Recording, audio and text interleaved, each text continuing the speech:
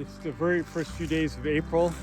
It's a great time to get a good look at your forest because not only are the leaves down so you can see through and study the structure and health of trees, but you can also see what's alive and vigorous because it is budding out. The brush looks much mellower when you come up here in August. It's just an impenetrable thicket. So behind me is an excellent example of the surgical forestry we do in certain places like this ravine that has a lot of legacy elements and we want to preserve them. Farther up where it's very uniform and even age species, we do that more like a plantation and we would harvest it all at once.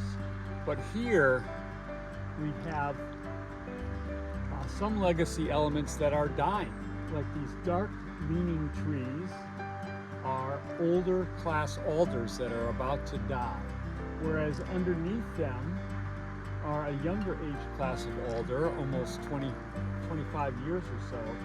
And you can tell the difference because the young alders have nice, thick, well-formed crowns.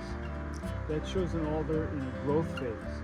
Whereas the older trees, the leaner, its top is already starting to fall apart.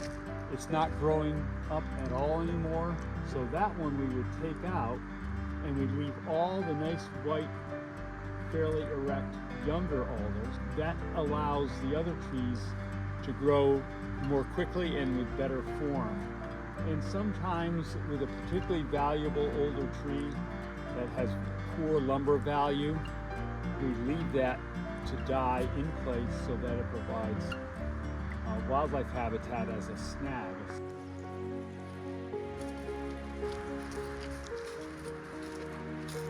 This is kind of a rare native species here, the Pacific yew. It's a very slow-growing conifer. It's already almost 20 years old. It has a very valuable wood. Native Americans used it a lot. It's used for bows. It's got great tensile strength. And that's alder behind the yews. It's early spring, April 3rd, and their leaves have not come out, so the sun reaches all the way to the forest floor, which causes a flourish of brush growth. So in a deep conifer forest, the ground is almost brown with nothing growing because of the perennial shade, but the alders are seasonal shade and a brush gets well established under it. As you walk around, you'll see various plantings. We do patch planting wherever we can get a spot. We love western red cedar and hemlock because they tolerate shady conditions and they can bide their time in the understory until they get an opening from a tree coming down and then they take off. This forest has what most would consider an overabundance of big leaf maple.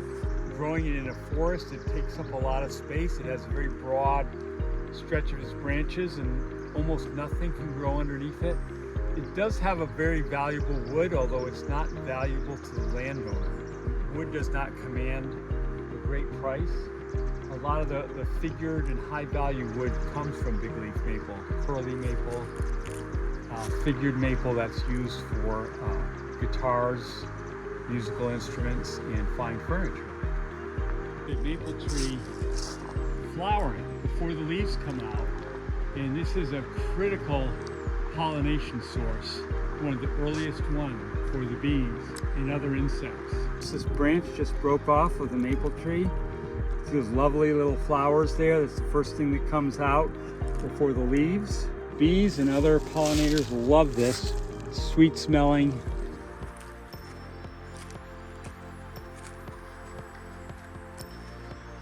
So we're coming up to the tree of life, Yggdrasil. This is not a particularly old tree, but it's a particularly big tree. It's a cottonwood, black cottonwood, and normally grows in the river bottoms. This one found a home here about 55 years ago. It's twice as tall as what an alder would be at the same age. It's just wired different genetically. And this is a fairly open grown one, which means it didn't have competition once it got above the alders. So you can see the first half of the tree has very few branches, and all of those grew after the fact. So all the big branches up at the top is where the alders that used to surround this before they went down in the ice storm, the tree couldn't branch out until it got above the alders, and then it branched out. You can see the same pattern the hillside over here with the Doug firs and cedars. They don't have many branches. Most of them have died due to competition that's no longer there. But once they get above the fray, they fully branch out. Every 12 feet or so along this road here, we replanted western white pines. And they'll look like the one in the background, just to the left of the big cottonwood. That conifer in the sunlight closest to it is what this little tree will look like in about 10 years. This is a well-established western white pine.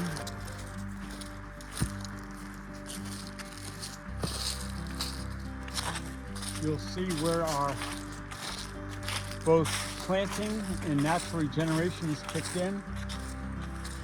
The alder is the young deciduous tree that doesn't have its leaves on yet. And then the little green puffs are the Doug fir trees. There's one right here. So these grew in, seeded in naturally. And the conifers, the Doug fir is what we planted here. And they're growing about 3 feet a year. You switched from western white pine to western red cedar because there's more shade along this stretch of the road. And with red cedars, we have to protect them from deer until they get above browse height. The downhill side of this road is what we'll harvest next. Now, a lot of this is inaccessible. You can see in these trees how deformed and broken they are from that 96 ice storm. We were able to retain all the legacy forest elements, the big conifer trees, the big maple trees, and between us and those tall trees is all of our regeneration. Mostly planted cedar, occasionally an alder, and other conifer species will grow in. So one of the great features of this forest is we have a lot of legacy maple trees, could be 100 years or more, but they were never cut going back to 1970. So these trees have outlasted multiple harvests. As long as they're in good form and they're vigorous and growing, we preserve them. But these maples do decline, and that's when we go in and harvest them and turn them into lumber. From a distance, you can't really fathom how large it is, but this one around is probably 5 or 6 feet in diameter. Maples are a little deceiving because they top out at a certain height. And so even when they get older and older, they might not get much higher, but they certainly get fatter. And of course, this tree is above everything else, so it doesn't have competition anymore.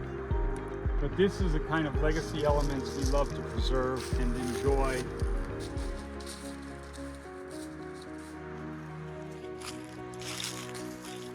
This is a great perspective to see the riparian zone from up above a little ways. And you can see the front line here is Doug fir trees. And behind it, you can see what the forest used to look like. That's the remnant of the alder forest. And those trees are at the end of their life. The trees in the front are in the beginning of their life. And if you look to the horizon to the left, you can see where they'll be in another 60 years.